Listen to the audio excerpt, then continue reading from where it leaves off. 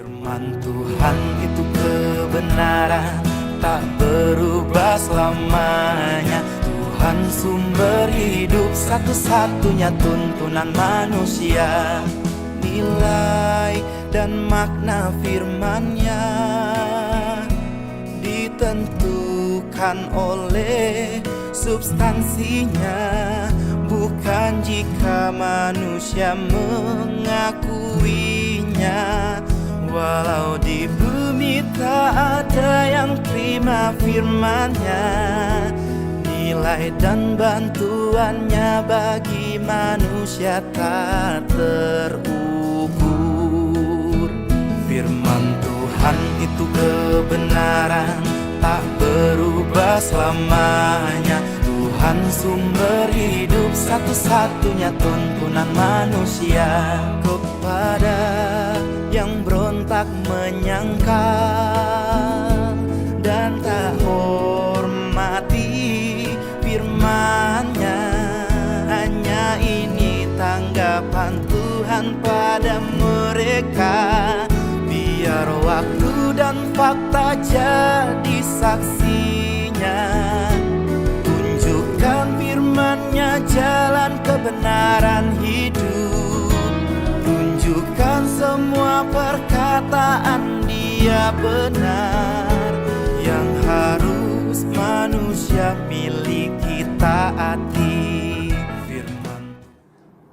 Jua-jua, salam, selamat pagi buat kita semua, saudara-saudara yang terkasih, jemaat Tuhan khususnya yang ada di GPKP Klasis Jakarta, Kalimantan. Sebelum kita melakukan segala aktivitas pekerjaan kita, pelayanan kita sepanjang hari ini, terlebih dahulu kami mengundang kita untuk bersama-sama merenungkan firman Tuhan dalam sapaan teduh pada pagi hari ini. Sebelumnya mari kita bersatu di dalam doa. Kita berdoa. Tuhan Allah Bapa yang berada dalam surga, puji dan syukur kami naikkan kehadirat-Mu Tuhan. Tuhan yang telah menjaga, menyertai kami dalam istirahat kami. Dan kami bersyukur atas hari ini, atas kekuatan kesehatan yang Tuhan berikan. Dan sebelum kami melakukan segala aktivitas kami sepanjang hari ini, kami mau datang ke hadapan-Mu untuk mendengarkan dan merenungkan sebagian dari firman-Mu. Biarlah Roh-Mu yang kudus menguasai hati dan pikiran kami, agar kami boleh menerima kebenaran firman-Mu serta melakukannya dalam kehidupan kami sepanjang hari ini. Kiranya Roh Kudus memimpin dan menolong hamba-Mu, agar hamba juga boleh memberitakan kebenaran firman-Mu seturut dengan kehendak-Mu. Berfirmanlah ya Tuhan, dan kami siap mendengarkannya. Di dalam nama Yesus kami sudah berdoa dan bersyukur. Haleluya. Amin. Bapak Ibu, saudara-saudara yang terkasih, firman Tuhan yang menjadi renungan kita pada Sabat Teduh hari ini diambil dari Yosua pasal 19 ayatnya yang ke-7. Demikian firman Tuhan. En Rimon, Eter dan Asan, 4 kota dengan desa-desanya. Demikian pembacaan firman Tuhan yang menjadi renungan kita. Konteks nas renungan kita pagi ini ialah pembagian tanah Kanaan menjadi milik pusaka ke-12 suku-suku Israel.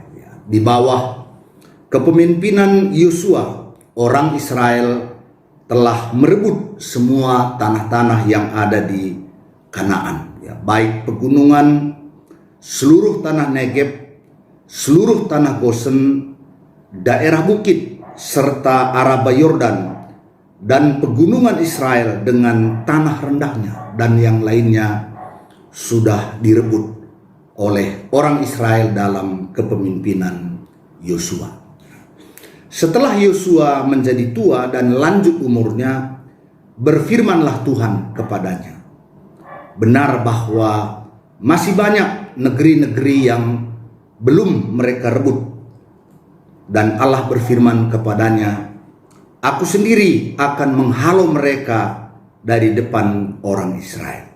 Hanya undikanlah dahulu negeri itu di antara orang Israel menjadi milik pusaka mereka seperti yang kuperintahkan kepadamu.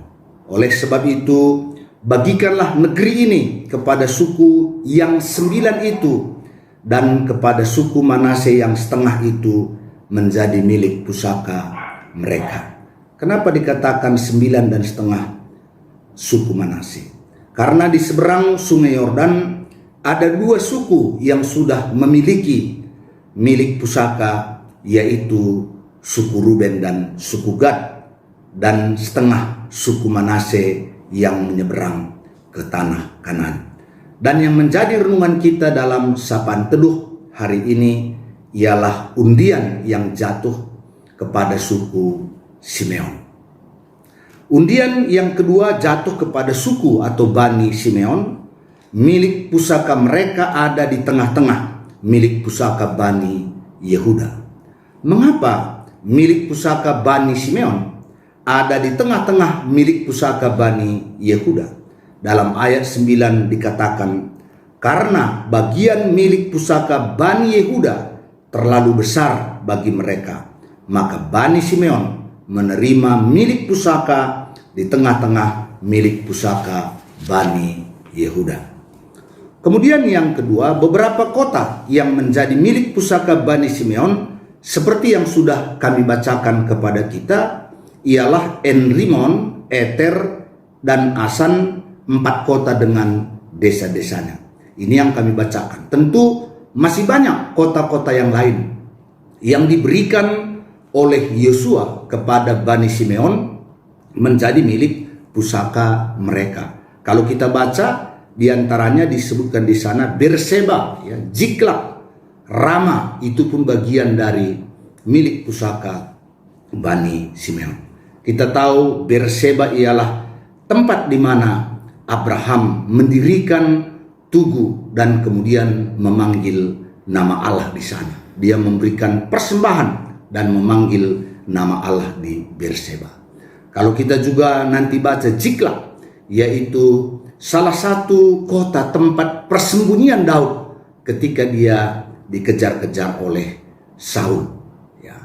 Kemudian kalau kita juga Rama, kita tahu pada masa pemerintahan Yosua, Ramalah menjadi ibu kota, menjadi pusat pimpinan daripada Yosua. Jadi ada beberapa kota yang terkenal juga yang diberikan kepada Simeon. Jadi Bani Simeon menerima tanah milik pusaka mereka di tengah-tengah milik pusaka Bani Yehuda.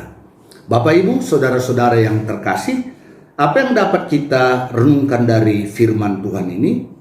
Yang pertama dulu bahwa Allah menepati janjinya kepada nenek moyang Israel, bahwa Dia akan menuntun umat Israel, Dia akan membawa mereka ke tanah perjanjian, yaitu tanah Kanaan, tanah yang berlimpah susu dan madunya, dan akan memberikannya kepada keturunannya. Jadi Allah menepati janjinya kepada umat Israel bahwa tanah Kanaan akan diberikan menjadi milik pusaka mereka. Nah, dengan ini kita bisa melihat bahwa Allah sendiri ingin umatnya mengalami kesejahteraan, mengalami kebaikan di tanah di mana mereka mendiaminya. Karena disebutkan tanah itu berlimpah susu dan madunya. Jadi luar biasa, Allah sendiri menghendaki kesejahteraan dari umat Israel. Kemudian yang kedua, dalam pembagian tanah menjadi milik pusaka orang Israel, kita melihat bahwa kepada suku yang besar diberikan luas, tetapi kepada suku yang lebih kecil diberikan sesuai dengan jumlah suku mereka. Apa yang dapat kita pelajari dari sana, Bapak Ibu, saudara-saudara yang terkasih, bahwa di sana dalam pembagian milik pusaka Allah mendasarkannya kepada keadilan. Ya, jadi kepada suku yang jumlahnya besar diberikan milik pusaka yang lebih luas, tetapi kepada suku yang jumlahnya lebih sedikit diberikan milik pusaka sesuai dengan jumlah mereka. Itulah sebabnya Bani Simeon memiliki milik pusaka di tengah-tengah Bani Yehuda, karena apa yang menjadi bagian dari Bani Yehuda terlalu besar bagi mereka. Nah, oleh karenanya dari firman Tuhan pada pagi hari ini jelas bahwa Allah menghendaki kita memiliki milik pusaka, memiliki tempat di mana kita tinggal, di mana kita boleh berusaha, di mana kita boleh menikmati kebaikan-kebaikan Tuhan di dalam kehidupan kita. Dan kemudian yang kedua berkaitan dengan warisan, ini mengingatkan kita supaya kita juga bersikap adil dalam membagi warisan. Apakah kita sebagai orang tua yang memberikan warisan buat anak-anak kita? Apakah kita sebagai anak-anak yang menerima warisan dari orang tua kita? Alkitab telah mengajarkan kita prinsip keadilan. Ya, jadi bukan berdasarkan laki-laki perempuan, bukan berdasarkan tua dan muda, tapi diberikan menurut kondisinya, ya, sehingga di sana tercipta keadilan, dan tentunya dengan keadilan semua akan merasakan sukacita. Inilah yang boleh kami sampaikan pada pagi hari ini. Kiranya firman Tuhan ini boleh menerangi kita dalam menjalani dan melakukan aktivitas kita, khususnya dalam hal milik pusaka dan juga warisan di tengah-tengah kehidupan kita. Amin. Mari kita bersatu di dalam doa. Kita berdoa. Tuhan Allah Bapa yang berada dalam surga, puji dan syukur kami naikkan kehadirat-Mu Tuhan, karena Engkau Allah yang menghendaki kami mengalami kesejahteraan di tengah-tengah kehidupan kami, sehingga Engkau menuntun umat-Mu ke tanah yang penuh susu dan madunya, supaya di sana kami mengalami kebaikan-kebaikan Tuhan dalam hidup kami. Biarlah kami bersyukur atas segala berkat yang disediakan oleh Tuhan bagi kami, sehingga kami dapat mengelola, mengerjakan yang menjadi bagian kami, supaya kami juga dapat mengalami kesejahteraan seperti yang Tuhan inginkan kami alami dalam hidup kami. Demikian juga dalam pembagian warisan, biarlah kami boleh berlaku adil, baik kami sebagai orang tua yang membagi warisan terhadap anak-anak kami, maupun ketika kami sebagai anak menerima warisan dari orang tua kami. Biarlah keadilan menjadi dasar di dalam kami berbagi. Terima kasih Tuhan, saat ini kami berdoa secara khusus buat Majelis Runggun GBKP Studio Alam. Berkati pendeta, berkati pertua diaken beserta dengan seluruh keluarganya, sehingga mereka boleh melakukan segala aktivitas, khususnya pelayanan di tengah-tengah jemaat Tuhan yang ada di Runggun Studio Alam. Kami juga berdoa buat pembangunan GBKP Runggun Studio Alam, khususnya pengurusan surat, baik izin maupun surat untuk mendapatkan pembangunan gedung gereja. Tuhan kiranya berkenan menolong panitia ataupun yang terlibat dalam mendapatkan izin tersebut, sehingga pembangunan rumah Tuhan di GBKP Runggun Studio Alam dapat terrealisasi. Terima kasih Tuhan, seluruh jemaat-Mu, seluruh hamba-hamba-Mu, khususnya di GBKP Kelasis Jakarta Kalimantan, biarlah kasih karunia, berkat kemurahan Tuhan menyertai setiap kami. Inilah doa kami Bapa, dalam nama Yesus Kristus yang sudah mengajar kami berdoa. Bapa kami yang di surga, dikuduskanlah nama-Mu, datanglah kerajaan-Mu, jadilah kehendak-Mu di bumi seperti di surga. Berikanlah kami pada hari ini makanan kami yang secukupnya, dan ampunilah kami akan kesalahan kami, seperti kami juga mengampuni orang yang bersalah kepada kami.